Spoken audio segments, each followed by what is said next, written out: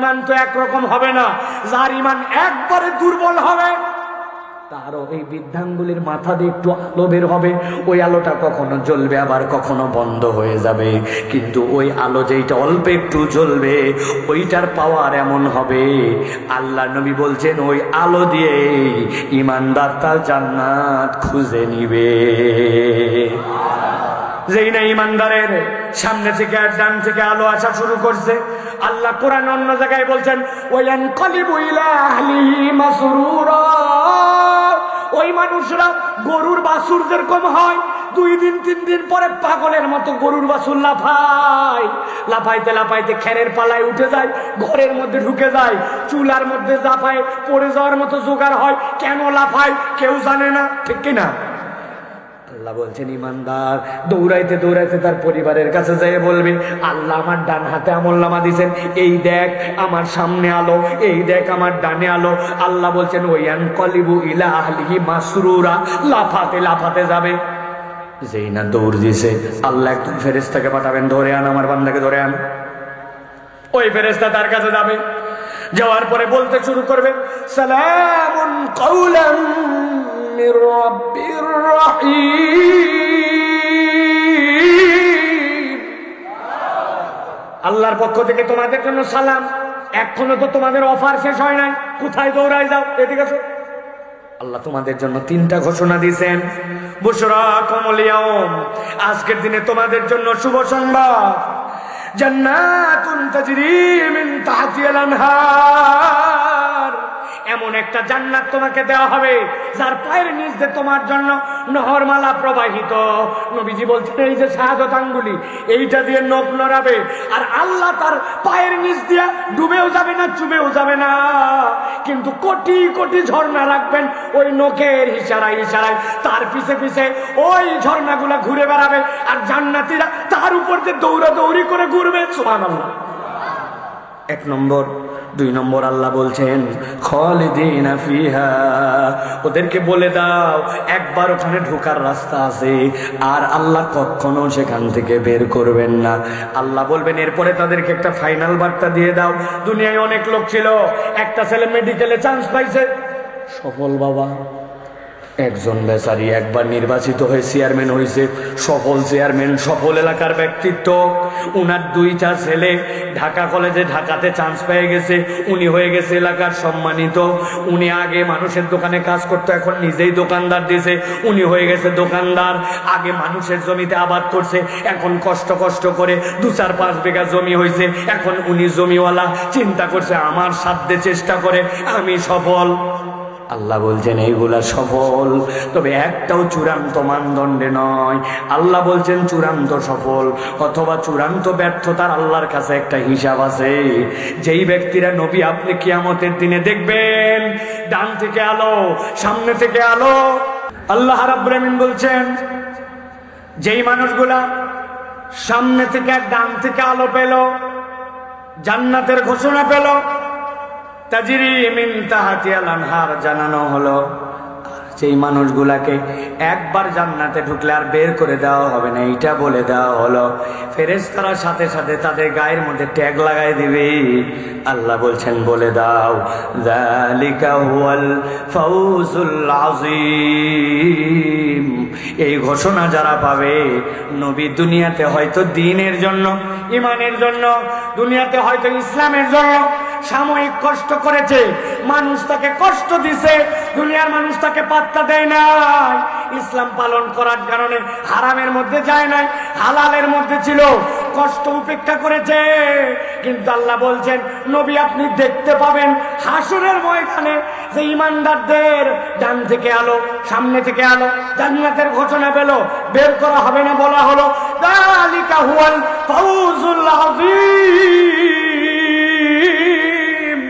আল্লাহ বলছেন এই মানুষগুলাকে আল্লাহ বলে দিলেন এরাই হচ্ছে চূড়ান্ত সফল, এদের উপরে সফল কামার কেউ নাই। আল্লাহু আকবার। কয়টা আয়াত বলবো বলেছি মনে আছে তো? একটা আয়াত কিন্তু শেষ, ভালো করে বোঝেন, আলোচনা খুব দীর্ঘ নয়। এবার চলেন 2য় আয়াতের মধ্যে যাই, তবে তার আগে প্রথম আয়াতটা মাথার মধ্যে আবার সাজাই নেন, আমি বলবো না আপনি সাজান। আল্লাহ নবী বসে আছেন, ইমানদারদেরকে দেখতেছেন। আল্লাহ বলছেন ওই হাসরের ময়দানে এবার দ্বিতীয় একটা দৃশ্যের অবতারণা হবে। নবী আপনি দেখতে পাবেন একই জায়গায় বসে। কি দেখবেন? আল্লাহ বলছেন ইয়াউমা ইয়াকুলুল মুনাফিকুনা ওয়াল মুনাফিকাতু লিল্লাযীনা আমানু উনজুরুনা নাকতাবিস মিন নূরিকুম ক্বিলা ইরজিউ ওয়ারাআকুম ফালতামিসু নূরা।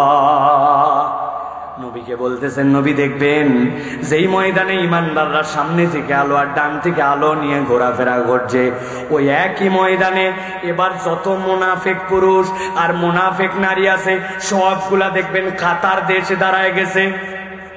মুনাফিক কাকে বলে জানেন তো ভাই? জানেন মুনাফিক কাকে বলে? আমি সংক্ষিপ্ত ভাবে 40 সেকেন্ডে বলে দেই, সারা জীবন মাথার মধ্যে ঢুকায় রেখে দিবেন। আরবিতে মুনাফিক শব্দটা নাফাকুন শব্দ থেকে আসছে, নুন ফা কফ। নফক মানে হচ্ছে টানেল, হয়তো এটা সমুদ্রের নিচ দিয়ে, পাহাড়ের নিচ দিয়ে অথবা নদীর নিচ দিয়ে একটা রাস্তা বেরিয়ে গেছে। নফক যেটা হয়, টানেল যেটা হয়, ওইটা দুইটা মুখ থাকে, একটা ঢোকার মুখ একটা বের হওয়ার মুখ। আবার ওই দিক দিয়েও ঢুকা যায়, এদিক দিয়ে বের হওয়া যায়, এরকম দুই মুখ যেটা থাকে সেটাকে বলে নফক। আল্লাহ বলছেন মুনাফিক কাকে বলে জানো নাকি? ভিতরে ভিতরে ইসলাম পছন্দ করে না, আল্লাহর বিধান পছন্দ করে না, আলেম ওলামা তার ভাল লাগে না, ইসলামের বিধিবিধান যারা পালন করে তাদেরকে সহ্য হয় না, কিন্তু উপরে উপরে মুসলমানদের সাথে তালে তালে থাকা লাগে। এই রকম চরিত্রের যারা আল্লাহর কাছে তারাই হচ্ছে মুনাফিক, ঠিক কিনা? আপনারা আগে দেখেছেন, আপনারা জানেন কিনা সারা দেশ আমরা ঘুরে বেড়াই, বলে হুজুর জানেন না কি ঘটনা কি ঘটনা। এক লোকের কাছে গেছিলাম, যে বললাম আমাদের এলাকায় মাহফিল, কিছু সহযোগিতা করেন। দেখলাম হেভি খুশি, খুশি হয়ে 500 টাকা দিছে, দিয়ে বলছে ধর তাই মাহফিল কর। যে আমরা বাইরে হয়ে আসছি, মোবাইল ধরছে, কার মাহফিল রে এটা, কোন দলের, এত তাফসির কিসের রে, এত ওয়াজ কারা করে, খোঁজ লাগাতো। আর সুযোগ থাকলে থানায় ফোন করে দিয়ে বলছে অনুমতি নিতে গেলে নানান অজুহাত দেখায় বন্ধ করবেন। এদিকে দেয় তাল, ওদিকে দেয় বন্ধ করার অজুহাত। এইরকম মুনাফিক মার্কা লিডার এলাকাতেও ছিল কি ছিল না? ছিল। ভালো করে বোঝেন আমার আল্লাহ রাব্বুল আলামিন কি বলছেন। আল্লাহ বলছেন ইয়াউমা ইয়াকুলুল মুনাফিকুনা ওয়াল মুনাফিকাত। আল্লাহ বলছেন নবী আপনি দেখতে পাবেন যত মুনাফিক পুরুষ আর যত মুনাফিক নারী সবগুলো এক জায়গায় হয়েছে, ওই একটা কথা বলতেছে লিল্লাযিনা আমানু, যাদের কাছে আলো আছে ইমানদার তাদের কাছে যে বলতেছে উনজুরুনা, ইমানদার একটু দাঁড়াও দাঁড়াও। ইমানদাররা চিন্তা করছে আমাদের কাছে আলো, আল্লাহ আমাদেরকে জান্নাতের দিকে রাস্তা দিছে, আমাদেরকে কেন দাঁড়াতে বলে? উনজুরুনা দাঁড়াও। ইমানদার ঘুরে তাকাইছে, দেখা বলছে আমরা জান্নাতের দিকে যাব, দাঁড়াতে বলো কেন? বলছে ভাই এমনি এমনি দাঁড়াতে বলি নাই, ছোট্ট একটা আবদার আছে তোমাদের কাছে। কি আবদার? আল্লাহ বলছেন নাকতাবিস মিন নূরিকুম, আমাদের দিকে তাকায় দেখো, আমাদের কোনো আলো নাই, অথচ তোমাদের ডানে আলো, সামনে আলো, বিদ্যাঙ্গুলির মাথা দিয়ে আলো বেরোচ্ছে।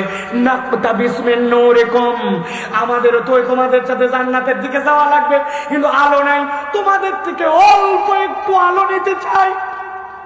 কতটুকু আলো নিতে চাই? কথা বলেন। এমনি জিজ্ঞাসা করি নাই, কারণ আছে কতটুকু নিতে চাই। অল্পর ব্যাখ্যা কি? আরবিতে ইক্তেবাস বলা হয়। ওই আলোকে বুঝানোর জন্য বলি আপনাদের, দিনাজপুরের দিকে আছে কিনা, মাটির মধ্যে অনেক জায়গায় আছে গ্রামাঞ্চলে, 2টা চুলা করে, 3টা চুলা করে, একদিক দিয়ে জাল ঠেলে 3 চুলায় আলো জ্বলে। ও ভাই মিললে একটু হ্যাঁ হো বলে।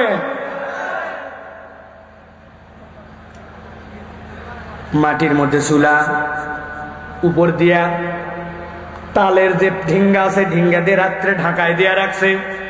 কিন্তু ওই রাত্রেবেলা তুমুল বৃষ্টি হয়েছে, বৃষ্টি হওয়ার পরে কিছু ফুটাফাটি দিয়া চুলার মধ্যেও পানি গেছে, চুলা গেছে স্যাঁতসেঁতা হয়ে। বুঝে থাকলে বলেন, চুলা যদি ঠান্ডা হয়ে স্যাঁতসেঁতা হয়, ওই চুলা ধরানো একবারে পানির মতো সহজ। হ্যাঁ, চুলা ধরানো কঠিন। এখন ম্যাচ যদি খালি ঠোকায় আর ধরাই পুরা ম্যাচ শেষ, ঠিক কিনা? এই জন্য আমাদের মা বোনেরা দেখছি দাদা বাড়িতে ওই চুলার পাশে একটা লম্পু রাখতো, কুপি বাটি, দিনাজপুরে কি বলে লম্পু একটা রাখছে। আস্তে করে ম্যাচ দিয়ে ঠোকা দিয়ে লম্পু ধরাইছে। ধরানোর পরে বাড়িতে পাটকাঠি থাকে, দিনাজপুরের লোকেরা পাটকাঠি বলে না, সিনট বলে, জানি না। পিরার গোড়া দিয়ে ওটা বাড়ি দিছে, দিয়ে ওর মধ্যে থেকে আগুন জ্বলায় দেয়, দেখে ধোঁয়া নিভে গেছে। আবার ওখান থেকে দেয় একটু শুকনা খড় নিয়ে আসে, আবার দেয়, দিতে দিতে চুলা জ্বলে ওঠে। এখন ওই মহিলার চুলা যেই না জ্বলছে, পাশের থেকে এক মহিলা দৌড়াইছে, বুবু তোর তো তাও ম্যাচ শুকনা ছিল, আমি তো ভুল করে চুলার কান্দার মধ্যে ম্যাচ রেখে চলে গেছিলাম, আমার ম্যাচ পর্যন্ত ভিজেছে, ঠোকা মারলে বারুদ সহ দেয়। বলছে বুবু এই যে আমি লম্পু নিয়ে আসছি, তোর লম্পু থেকে আমাকে একটু মেহেরবানি করে আমার লম্পুটা জ্বলায় দে। এই মহিলা বলছে খবরদার, লম্পুর থেকে লম্পু ধরাবি না, ধরালে আমার আগুন কমে যাবে। তাই তো না ভাই, লম্পুর থেকে লম্পু ধরালে লম্পুর আগুন কমে যায়। এত ভূমিকা দিলাম, নাকতা বিসমিন নূরিকুম। মুনাফিকরা বলবে ইমানদারের একটু দাঁড়াও, কতটুকু আলো নিব? অল্প একটু, এমন আলো যেই আলো থেকে আলো নিলে তোমাদের আলো কমবে না, এইটুকু মাত্র আলো নিব, একটু দাঁড়াও। নবী দেখতেছে কিন্তু 2 নম্বর দৃশ্য খেয়াল করেন। আল্লাহ বলছেন যেই নাই কথা বলছে, সাথে সাথে ইমানদাররা দুনিয়াতে তাদেরকে কিচ্ছু বলে নাই, কিন্তু ওই দিন একটা ঝাড়ি দিবে তাদেরকে, সাথে সাথে বলবে ইরজিউ ওয়ারাকুম ফালতামিসু নূরা। এই মুনাফিকের দল, ডিস্টার্ব করবি না আমাদেরকে। এই আলো হাসরের ময়দানে কামাই করে আনি নাই, এই আলো দুনিয়া থেকে আনা। খবরদার ডিস্টার্ব করবি না, যা দুনিয়ায় যা, দুনিয়ার থেকে আলো নিয়ে আয়। জিজ্ঞাসা করব, উত্তর দিবেন। হাসরের ময়দানে যেই বেটা একবার পৌঁছায় যাবে, ওই ময়দান থেকে কি আবার দুনিয়াতে আসার কোনো সুযোগ আছে? যারা বললেন না তারা না খাই আসছেন মনে হয়। দুনিয়া থেকে আবার ফেরত আসার সুযোগ আছে। একটা কথা মনে রাখবেন, সাইফুল্লাহ ভাই যেখানে আপনাদেরকে জোরে কথা বলাবে, ওটা জোরে কথা শোনার জন্য না, ওর পিছে একটা কারণ আছে। এখন বলছে ইরজু ওয়ারাকুম ফালতামিসু নূরা, কেন জোরে বলাইছে মিলান? ইমানদাররা তো ধোঁকাবাজ না, তাহলে ইমানদাররা মুনাফিকদেরকে কেন বলতেছে যাও দুনিয়ায় যাও, দুনিয়ার আলো নিয়ে আসো? এই আলো নিয়ে এখানকার নয়, এর পিছে একটা কারণ আছে। বোঝেন, এই যে আমার মোবাইলের মধ্যে আলো জ্বলাইছি, দেখতে পাইছেন আপনারা? কথা বলেন, এবার বলেন তো আলো কোথায় জ্বলছে, কোথার থেকে জ্বলছে? কিন্তু একটু হিসাব যদি মিলান তাহলে দেখবেন এই আলো আসলে মোবাইলের না। এক লোক সকালবেলা চিরির বন্দরে বাজার করতে গেছে, গ্রাম থেকে আসে, হঠাৎ করে ডানে বামে কিন্তু শব্দ কিসের, খানিকক্ষণ পরে খেয়াল করছে ওর পকেটেই তো শব্দ, ওর মোবাইলটা দেখে কান্নাকাটি করতেছে, মোবাইল খোঁত করে কেন? মোবাইল বাইর করছে, বাইর করে দেখে হায় হায়, যা ভাবছিলাম তাই, মোবাইলের চার্জ 10%-এর নিচে নেমে গেছে। 10% নিচে মোবাইলের চার্জ নামলে মোবাইল সিগন্যাল দিয়ে কোত করে কিনা ভাই? ওইলো তো মাথায় হাত দিছে, হায় হায়, গতকালকে রাত্রে তো আমি কেবল ঢুকালাম, সকেটের মধ্যে এটা ঢুকাই দিলাম, সারা রাত চার্জে ছিল, তাও 10%-এর নিচে কেন? মাথা থাকতে বলছে হাই রে হাই, সকেটও ঢুকাইছে, কেবলও লাগাইছে, পাশে একটা সুইচ ছিল, অন করতে মনে নাই। সকেটের পাশে সুইচ যদি অন করতে মনে না থাকে মোবাইলে, তাহলে চার্জ ওঠে না, ঠিক না? কেন বললাম? মোবাইলে আমার 5000 মিলিঅ্যাম্পিয়ারের ব্যাটারি আছে, সুইচ অন করলে এখান থেকে ফ্ল্যাশ লাইট জ্বলে। কিন্তু এই যে চার্জটা নিল, এইটা মোবাইলের নিজের নয়, হয়তো পল্লী বিদ্যুৎ, না হয়তো পিডিবি, না হয়তো ডেস্কো, না হয়তো সৌর বিদ্যুৎ, কোনো না কোনো একটা মাধ্যম থেকে চার্জ দিয়ে মোবাইলের ব্যাটারিতে ফুল করা লাগছে, সেখান থেকে আলোটা জ্বলে। যদিও আলো জ্বলে মোবাইলের, কিন্তু আলোর উৎস মোবাইল না, ঠিক না? বলছে ডিস্টার্ব করবি না বলে দিলাম, দুনিয়ার থেকে আলো নিয়ে আয়। তার মানে বোঝা যায় হাসরের দিন ইমানদারদের আলো থাকবে, কিন্তু ওই আলো হাসরের ময়দানে কামাই করা নয়, ওই আলো দুনিয়ার থেকে কামাই করে নেওয়া লাগছে। দুইটা আয়াত শেষ। কয়টা আয়াত বলবো বলছি, মনে আছে তো? 1 নম্বর দৃশ্য মাথার মধ্যে আবার সামলান, নিজে নিজে ঘুরান। ওয়াজ খালি আমি করে দেবো, আপনি শুনে দেবেন, হবে না।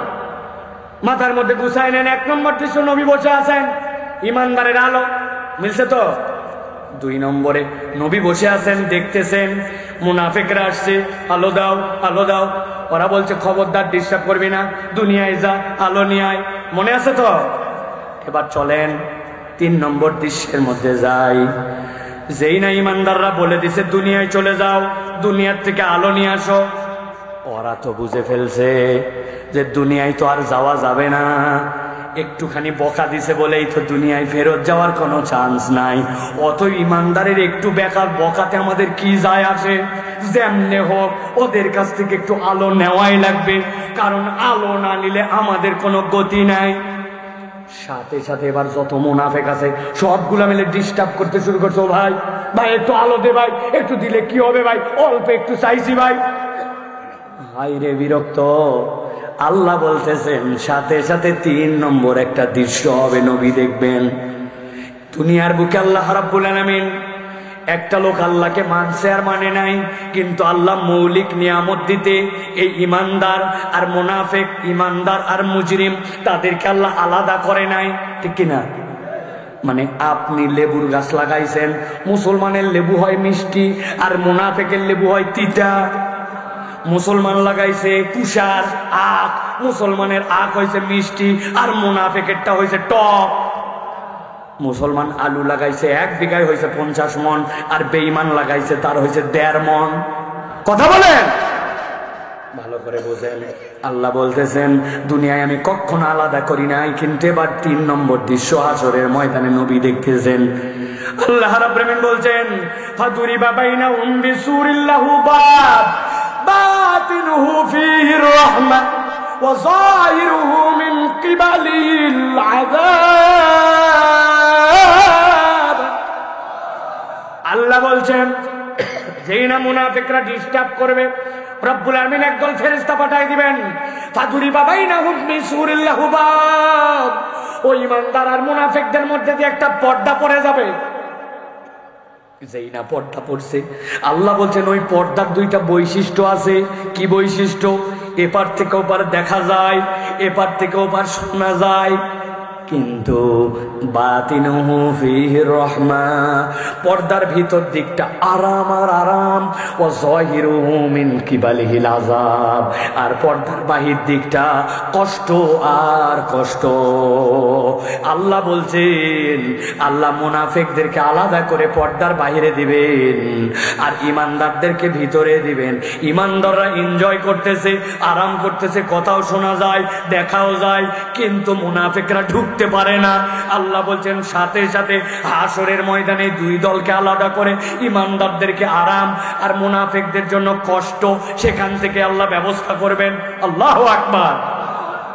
সিরির বন্দর থেকে এসি বাস ঢাকার উদ্দেশ্যে ছেড়ে যায় জ্যৈষ্ঠ মাসের 10 তারিখ 15 তারিখ। হাইরে গরম, দিনের বেলা 42 ডিগ্রি সেলসিয়াস তাপমাত্রা, 40। কিন্তু দেখতেছেন এসি বাস কাঁচের উপর দিয়ে পানি গলগলায় পড়ে। দিনাজপুর পার হতে দেরি নাই, ওই মেন রোডে ওঠার আগেই সুপারভাইজারকে ডেকে বলছে ভাই কম্বল দিত, একটা কম্বল, জ্যৈষ্ঠ মাসের ভিতরে কম্বল চায়। প্রিয় ভাইয়েরা, এটা ওই জায়গার পরিবেশের সাথে মিল নাই, কিন্তু বুঝানোর জন্য বললাম। আল্লাহ বলছেন, নবী আপনি 3 নম্বর দৃশ্য দেখবেন এবার। ইমানদাররা একটা পর্দার ভিতরে আরামে, আর মুনাফিকদেরকে আল্লাহ আলাদা করে দিবেন। 3টা আয়াত শেষ। এবার চলেন 4 নম্বর আয়াতে। আল্লাহ রাব্বুল আমিন বলছে, যেই না ইমানদাররা আলো পেয়ে গেল, মুনাফিকরা আলো করতে শুরু করলো। আলো দিবে না জন্য ডিস্টার্ব করলো, পর্দা দিয়ে আলাদা করে দেওয়া হলো। এবার 4র্থ দৃশ্যের অবতারণা হবে। হাসরের ময়দানে যত মুনাফিক পুরুষ আর যত মুনাফিক নারী আছে, এবার সবগুলা ওই ইমানদারদের সামনে এসে, ওই পর্দার সামনে এসে কাতার দিয়ে দাঁড়ায় গেছে। কাতারে কাতার, কাতারে কাতার। আল্লাহ বলছেন, সবগুলা যেই না দাঁড়িয়েছে, দাঁড়ানোর পরে এবার ইমানদারদের দিকে মুখ ফিরাইছে। ওই পর্দার ভিতরে যারা, পর্দার ভিতরে কারা? কথা বলে, পর্দার ভিতরে কারা? আরে আমরা বলেন, আমরা তো ইমানদার। আল্লাহ যেন আমাদেরকে কবুল করে, বলে আল্লাহুম্মা আমিন। পর্দার ভিতরে কারা? হ্যাঁ, বাহিরে মুনাফিকেরা। সব মুনাফিক এবার লাইন দিয়ে দাঁড়াইছে। গভীর মনোযোগ দেন। আল্লাহ বলছেন, এবার লাইন দিয়ে দাঁড়ায়া ইমানদারদের দিকে মুখ ফিরায় একটা কথা তারা এবার সবাই মিলে বলতে শুরু করবে। আল্লাহ কোরআনে বলতেছেন, তারা ডাক দিবে, ইউনাদুনাহুম আলাম নাকুম মাআকুম। ওই ইমানদারেরা, একটুখানি আলো চাইলাম, তোমাদের আলোর কোনো অভাব নাই, তোমরা বলে দিলে যাও, দুনিয়ায় চলে যাও। দুনিয়ায় তো যাওয়া সম্ভব না, একটু বেশি ডিস্টার্ব করলাম, এই জন্য মধ্যে দিয়ে পর্দা পড়ে গেল। তোমরা আরামে আসো, আমরা কষ্টে। একটা কথা বলো, কথা শেষ। এটাই তোমাদের কাছে শেষ কথা। কি কথা? ইউনাদুনাহুম আলাম নাকুম মাআকুম। তাকাই দেখো, আমার দিকে তাকাই দেখো। আমরা তোমরাই কি একসাথে ছিলাম না দুনিয়ায়? একই এলাকায় বাজার করি নাই? একই মসজিদে জুম্মার নামাজ পড়ি নাই?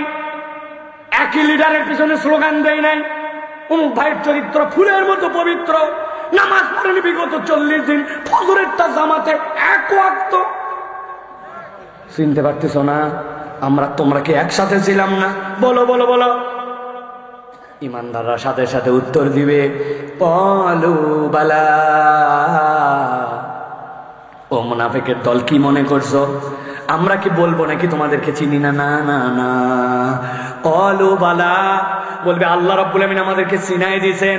তোমাকে, তোমার বাপের পরিচয় সহ সবাইকে চিনতে পারছি বেটা, না চিনে এরকম করতেছি নাকি?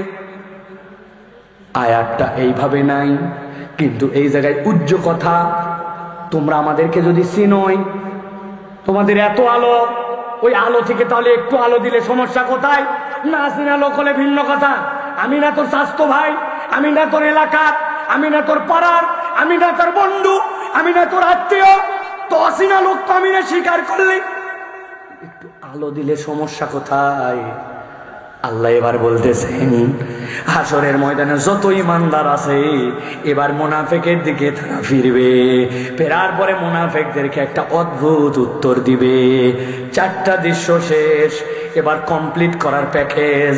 আল্লাহ বলতেছেন, ইমানদাররা এবার তাদেরকে বলতে শুরু করবে, ওয়ালাকিন্নাকুম ফাতানতুম আনফুসাকুম ওয়া তারাব্বাসতুম ওয়ারতাবতুম ওয়া গাররাতকুমুল আমানি হাত্তা জা আমরুল্লাহ।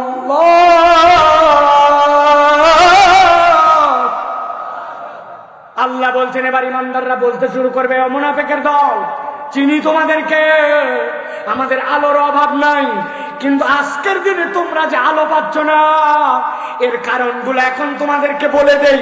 দুনিয়াতে তোমরা আমরা একসাথেই ছিলাম, কিন্তু দুনিয়াতে থাকা অবস্থায় তোমাদের 4টা অপরাধ ছিল, যেই 4 অপরাধের কারণে আজকে তোমাদের আলো নাই।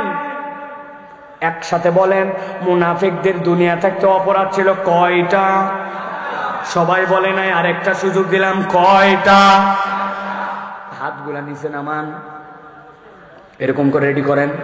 আমি যেই জিজ্ঞাসা করব, মুনাফিকদের দুনিয়াতে অপরাধ কয়টা, একসাথে হাত তুলে দেখা যাবে 4টা। মুনাফিকদের দুনিয়াতে অপরাধ কয়টা? সব হাত ওঠে নাই। আমি কতগুলা, ওই যে পেস্ট কালারের টি শার্ট পরা আমার বড় ভাই, ভাই আপনি তো আমাদের সাথেই না, হাতটা উঠান, হাত নামান, সবাই একসাথে তুলবেন। মুনাফিকদের দুনিয়াতে আলো হারাবার কারণ কয়টা? স্কুলের বারান্দায় যারা আপনার আমাদের সাথে না, হাত নামান, একসাথে তুলবেন। মুনাফিকদের আলো হারাবার কারণ কয়টা? হাত নামান। অনেকেই চিন্তা করছে হুজুর কি শুরু করলো, খুঁজে খুঁজে হাত তোলাচ্ছে। কারণ আছে, একটা ওয়াজ এগুলা বাড়ির যায় না এখনকার, সব ওয়াজ ময়দানে আছে, ময়দানে শেষ। কালকে যাই বলবে বক্তা ছিল একটা ফাটাফাটি। একজন জিজ্ঞাসা করলো কি ফাটালো, বলছে তা বলতে পারবো না, কিন্তু ফাটাছে, আন্দাজি ফাটানো। খানিকক্ষণ আজান, খানিকক্ষণ গজল, খানিকক্ষণ হুঙ্কার, খানিকক্ষণ কি বলে বললো যে পুরা ঘটনা শেষ করতে পারলাম না, আল্লাহ বাসালে আগামী বছর দেখা হলে আপনাদের দাওয়াত হুজুরের কনফার্ম। আমার আগামী 5 বছর দেখতে পাবেন না, এই জন্য যা দেওয়ার আজকে দিয়ে যাচ্ছি। মহিলারা কি ওয়াজ শুনতেছে? হ্যাঁ শিওর আপনি? আন্দাজি মহিলারা ওয়াজ শোনে না। আসার পরে গপ্প শুরু হয়ে যায়। ছোটবেলায় দেখে গেছে একটা মেয়ে, ওর আবার বিয়ে হয়েছে, তার আবার বাচ্চা হয়েছে, উনি আবার ওয়াজে দিচ্ছে, হা তুই করছি না, তোর আবার শোন হয়েছে। এই যে গল্প কিসের? আবার অনেকগুলা কলেজ করে 1 বছর 2 বছর মেয়াদি রেডিও চ্যানেল আনছে, আসার পরে তো এই বাচ্চা খালি হ হ হ, বাকিদের ওয়াজ আর শোনা হয়েছে। মায়েরা বোনের, আল্লাহ এই জায়গায় মুনাফিক পুরুষ মুনাফিক নারী, ইমানদার পুরুষ ইমানদার নারী সব নাম বলছেন। এই ওয়াজ ছেলে মেয়ে উভয়ে, ঠিক কিনা? অতএব আমি চাচ্ছি আজকের ওয়াজটা যেন বাড়িতে যায়। এই জন্য জিজ্ঞাসা করছি, ইমানদাররা এবার মুনাফিকদেরকে উত্তর দিবে। একসাথেই ছিলাম, কিন্তু দুনিয়াতে তোমাদের অপরাধ ছিল কয়টা? কয়টা? আলহামদুলিল্লাহ, এই 4টা শুনে বাড়িতে চলে যাব ইনশাআল্লাহ। আল্লাহ আমাদেরকে তৌফিক দান করুক। চলেন এবার আগাই। ইমানদাররা এবার বলতে শুরু করছে, ওয়ালাকিন্নাকুম ফাতানতুম আনফুসাকুম। ও মুনাফিকের দল, এত আলো আমাদের, তোমাদেরকে আলো দিতে পারছি না, ডিস্টার্ব করার কারণে পর্দা পড়ে গেল, চেনার পরেও তোমাদের সাথে কোনো সম্পর্ক নাই। 1 নম্বর তার কারণ ছিল ওয়ালাকিন্নাকুম ফাতানতুম আনফুসাকুম। দুনিয়াতে তোমাদের 1 নম্বর অপরাধ, তোমরা দুনিয়াতে নিজেদেরকে এমন পরীক্ষার মধ্যে ফেলেছিলে যেই পরীক্ষা আল্লাহ দেয় নাই, তোমরা নিজেরাই নিজেদেরকে পরীক্ষার মধ্যে ফেলেছ। ঠিক তো বললেন, কিন্তু কেন ঠিক? কি পরীক্ষায় আপনি নিজেকে নিজে ফেলছেন? একটু বুঝে সুঝে ঠিক বলেন। আপনারা আমরা মনে করছি পরীক্ষার মধ্যে আমরা ফেললাম, কোনটা আল্লাহর পরীক্ষা কোনটা নিজের পরীক্ষা এটাই মুসলমান জানে না। বলেন ঠিক? এটাও তো ঠিক। আল্লাহ বলছেন তুমি নিজেকে নিজে পরীক্ষায় ফেলেছিলে। ও যুবক, এক বন্ধু আরেক বন্ধুর সাথে ঘুরে দেখো তো মিলে কিনা। আমি 2টা লোককে চিনাই দেই। ওই দোস্ত একটা সিগারেটের দোকানে যায়, সিগারেট ধরাইছে, সাথে সাথে পাশের বন্ধু বলছে তুই ফাঁকে দেয় বিড়ি ধরাবি। সিগারেট বন্ধু আমার সহ্য হয় না, কাশি ওঠে। ওই দোস্ত ফাঁকে যায়, সিগারেট ধরাইছে, কিন্তু সিগারেট খাওয়া বন্ধু বন্ধুর তালি ত্যাগ করে নাই। বিড়িখোর আর বিড়িখোরহীন 2 বন্ধু 10 হাত দূরে থাকে, বিড়ি খায়, কিন্তু 10 দিন যেতে যেতে দূরত্ব ঘুষে গেছে, এখন এক হয়ে গেছে। এখন এক হয়ে এই বন্ধু বিড়ি ধরালে ওই বিন্দু বলে দোস্ত তোর পরে কিন্তু আমি টানবো। আছে কিনা ভাই? বুঝে থাকলে বলেন। এই যে খারাপ সংস্পর্শে থেকে আপনি খারাপ গুণ আপনার মধ্যে নিলেন, এই পরীক্ষা আল্লাহ দেয় নাই, এই পরীক্ষা বান্দা নিজেকে নিজে ফেলছে। ফেলার পরে আপনি শত শত যুবক খুঁজে পাবেন খারাপ সম্পর্কের সাথে থেকে ভালো পরিবারের সন্তানগুলা অমানুষ হয়ে গেছে। ওই দোস্ত বলছে দোস্ত প্রত্যেক দিন খালি বিড়ি খাই, কতদিন আর বিড়ি খাওয়া যায়? বলছে টেনশন করিস না, এবার ঈদে ভিন্ন কিছু খাবি তুই। বলছে কি করা লাগবে? বলছে তুই একটা বিড়ি কিনে বিড়ির ভিতরে মাল ফেলা, বাকিটা আমি নিয়ে আসতেছি। উনি জায়গার থেকে পুরিয়া নিয়ে চলে আসছে। আসার পরে ডোলে ডোলে কাটে বিড়ির ভিতরে এই মাল ফেলে দিয়ে ওই মাল ঢুকাইছে, ঢুকাই টানতেছে আর ডায়লগ দিচ্ছে, এক টানেতে যেমন তেমন, দুই টানেতে রাজা, চিড়ির বন্দর অঞ্চলে উহার নাম রাজা। আছে ভাই আছে।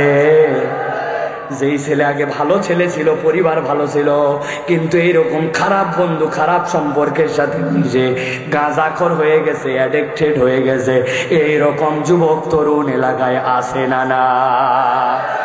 ওয়ালাকিন্নাকুম ফাতানতুম আনফুসাকুম, আল্লাহ বলছেন আল্লাহ এই পরীক্ষা তোকে দেয় না, তুই নিজে নিজেকে খারাপ করে এই পরীক্ষায় পড়ছিলি। এইরকম পরিবেশ, এইরকম বন্ধু, এইরকম সম্পর্ক আছে না নাই? যদি থাকে তো লস কি? ওই দিন যাওয়ার পরে আলো পাবে না, ভব চক্কর নিয়ে ঘুরবে ইমানদারের, কিন্তু আলো হারায় ফেলবে। বলে দোস্ত বাইকের পিছনে ওঠ, 3:58 বাজে আর 2 মিনিট আছে আসরের জামাতের, নামাজটা পড়েই উঠতেছি। বলছে ব্যাক কলকাতাকার, বহুত কষ্টে আজকে বাইক ম্যানেজ করছি, দিনাজপুর রোডে আজকে 100-120 টানবো, উঠলে উঠ, না হলে কি আমার বন্ধুর অভাব আছে নাকি? আসরের নামাজ প্রত্যেক দিন থাকবে, বাইক প্রত্যেক দিন থাকবে না। কনফিউশনের মধ্যে পড়ে গেছে। ঠিকই তো কথা, উঠি পড়ে নামাজ পড়ে নিবনি, পিছনে উঠে গেছে, নামাজ বাদ দিছে। 1 ওয়াক্ত 2 ওয়াক্ত করে বাদ দিতে দিতে অনেক নামাজি সন্তান, নামাজি বাপ মায়ের সন্তান, হাজি সাহেবের সন্তান বইকে গেছে, নামাজ কালাম আর পড়ে না। এই পরীক্ষা আল্লাহ দেয় নাই, এই পরীক্ষায় বান্দা তোমার বিবেক দিয়ে তুমি নিজেই পড়ছিলা। মুনাফিক হয়ে যাবেন আপনি। অনেকেই মুরব্বীরা চিন্তা করতেছে, হুজুর আমরা তো বেঁচে গেছি, এগুলার মধ্যে আমরা নাই। মুরব্বী আমি যদি আপনাদের গুলা বলি, 2-1টা বলবো বাবা, দেখেন তো মিলে কিনা আপনার এলাকায়। আসরের নামাজের পরে খিলাল করতে করতে চায়ের দোকানে এসে বসছে 3 বন্ধু, 3টাই বুড়া। ডানেরটা বসছে গীবত কমিটির সভাপতি, বামেরটা সেক্রেটারি, মধ্যেরটা ক্যাশিয়ার। বুড়া গল্প দিচ্ছে, আর বলিস না চেয়ারম্যানের কথা, সেই খারাপ এই খারাপ, ইমামের কথা বলিস না, এক দোষের কোনো শেষ নাই। পাশেরটা বলতেছে, যা তুই বলতেছিস এগুলা সব কবেকার দোষ, নতুন 2টা শোন। এই বুড়া নতুন 2টা দোষ শোনাচ্ছে, মধ্যেরটা কথা বলে না, কথা বলে না। অনেকক্ষণ পরে খিলাল বার করে বলতেছে, এগুলা কথা বলা ঠিক না, আল্লাহ মাফ করুক, না বলেও পারি না, কথা ঠিক। বুঝেননি না? মানে উনি কি সুন্দর করে তাল দিছে, এগুলা কথা বলা ঠিক না, আল্লাহ মাফ করুক, না বলেও পারি না, কথা ঠিক। বাবা, উনি শরীয়ত সম্মত পদ্ধতিতে গীবত করে দিছে। গীবত কারণ আমি মিথ্যা কথা নয়, সত্য দোষ ব্যক্তির অনুপস্থিতিতে বলার নাম গীবত, আর মিথ্যা হলে হয় তোহমত। আপনি বুড়া হয়ে যেই বন্ধুর সাথে মিশেছেন, আপনি সারাদিনে যা আমল করেন, গীবত করে সব প্লাসে মাইনাসে কাটাকাটি, কিয়ামতের দিনে যেয়ে দেখবেন ওই বুড়াগুলো আপনার বন্ধু নয়, শত্রু ছিল। ওইগুলার কারণে আপনি এমন পরীক্ষায় পড়ছেন যেই পরীক্ষা আল্লাহ দেয় নাই। কিয়ামতের দিনে আলো থাকবে না, মুনাফিকের দপ্তরে উঠা লাগবে। হিজাব বেলায় নেন। ইমানদাররা বলতেছে, তাহলে 1 নম্বর অপরাধ, ওয়ালাকিন্নাকুম ফাতানতুম আনফুসাকুম, তোমরা নিজেরা নিজেদেরকে পরীক্ষায় ফেলেছিলে। এই পরীক্ষা আপনি নিজে অনেকে নিজেই সময় ফেলেন। ও চাচা আছেন না, ফজরের নামাজের পরে কোদাল নিয়ে মাঠের দিকে রওনা হয়েছে। একজন বলছে, চাচা এত সকালে আপনি কই যান? বলছে, বাজান রোদ উঠলে আর কাজ করতে পারি না, মাথা ঘোরে। কথা ঠিক, কিন্তু মুরব্বীর ভিতরের কথা আলাদা। উনি আগে আগে মাঠে যাচ্ছে এই উদ্দেশ্যে, উনার সাথে যার জমিটা লাগানো, ওই পারের লোক এখনো আল কাটে পারে নাই। উনি আগে ভাগে আল কাটার নাম করে 4 আঙ্গুল একটু জমি ঠেলতে চায়। এই অঞ্চলের কম নাই। এই পরীক্ষা রব্বুল আলামিন আপনারে দিয়েছিল। আপনি বিরাট বড় দাড়িওয়ালা, এত বড় টুপিওয়ালা, 1 বিঘা জমি হালাল, কিন্তু এই 4 আঙ্গুল আপনার হারাম। ওইটা হালালে হারামে কামাই মিলে গেছে। আল্লাহ বলছেন ওই দিন যাওয়ার পরে দাড়ি থাকবে, টুপি থাকবে, কিন্তু আলো খুঁজে পাওয়া যাবে না। বুঝে নিয়েন। বাপ মরে যাওয়ার সময় বলে গেছিল বোনের সম্পত্তি ফেরত দিয়ে দেন বাপ। ওর পরে হজ করছে, উমরা করছে 2 বার। এইবার রমজানে এতে কাজ ছিল, কিন্তু এখনো বোনের জমি ফেরত দেয় নাই। বোনকে বলছে হ্যাঁ ভিটার জমি ভাগ নিতে হয় না, সংসারে বরকত হয় না রে। ওই ভিটার মধ্যে থাকে, বোনে ভিটার জমি না নেওয়ার নসিহত করে। হজ করে আসছে কিন্তু সন্তানদের মধ্যে বেইনসাফ করে। এরকম লোক আল্লাহ দয়ায় সিঁড়ির বন্দরে না। ওয়ালাকিন্নাকুম ফাতানতুম আনফুসাকুম, আল্লাহ বলছেন এই পরীক্ষা আল্লাহ দেয় নাই, তুই নিজেই নিজেকে পরীক্ষায় ফেলছিলি। ইমানদারের ঘরে ছিলি কিন্তু মুনাফিক হয়ে কবরে চলে আসছিস। মিলতেছে? 1 নম্বর। 2 নম্বর, ইমানদার এবার বলতে শুরু করবে ওয়াতারাব্বাসতুম, ও মুনাফিকের দল, আজকের দিনে যে আলো নাই, আমাদের এত আলো তাও দিতে পারি না। তোদের 2 নম্বর অপরাধ ছিল, তোরা আল্লাহর দিকে আসার ক্ষেত্রে সব সময় দীর্ঘসূত্রিতা করেছিস। দীর্ঘসূত্রিতা কঠিন বাংলা, সহজ করে বলি, আল্লাহর দিকে আসার ক্ষেত্রে তোমরা সব সময় অপেক্ষা করাইছো আল্লাহরে। এরকম লোক আছে নাকি ভাই? হুজুর একটা ছেলের হাত ধরছে, প্রত্যেক দিন দাওয়াত দেই, আজকে নো দাওয়াত, আজকে ডাইরেক্ট মসজিদে তো জোর করে নামাজ পড়বো চল। 10 ধাপ যাওয়ার পরে ছেলে বলছে হুজুর আজকে কি বার? আসরের নামাজে নিয়ে যাচ্ছি তো কি বার মানে? বলছে হুজুর আল্লাহর কিরা করে বলেন আজকে কি বার? বলছে আবার কথা বলে, নামাজে নিয়ে যাচ্ছে আসরের, তুই বার শুনিস কেন? বলছে হুজুর বলেন না হুজুর, দেখেন আপনার সাথে আমার একটা কথা আছে। বলছে আজকে মঙ্গলবার। যে আল্লাহর কিরা করে বলতেছে হুজুর বুধবার, বৃহস্পতিবার, জুম্মার দিন থেকে আমি নামাজ ধরছি না ধরছি। কিরে তোর মঙ্গল কোথায় গেল, বুধ কোথায় গেল, বৃহস্পতি কোথায় গেল? তুমি জুম্মার দিক থেকে নামাজ ধরবা বলছো।